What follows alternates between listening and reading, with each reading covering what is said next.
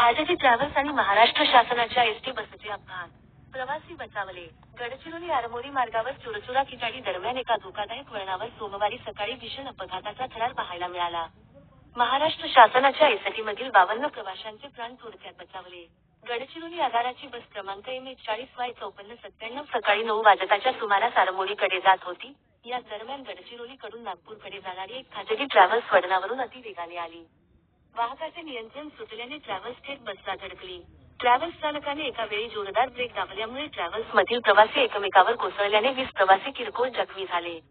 त्यांना उपजिल्हा रुग्णालय आरमोरी येथे भरती करण्यात आले. या घटनेचा तपास पोलीस निरीक्षक कैलास गवते यांच्या मार्गदर्शनात पोलीस उपनिरीक्षक विजय चरात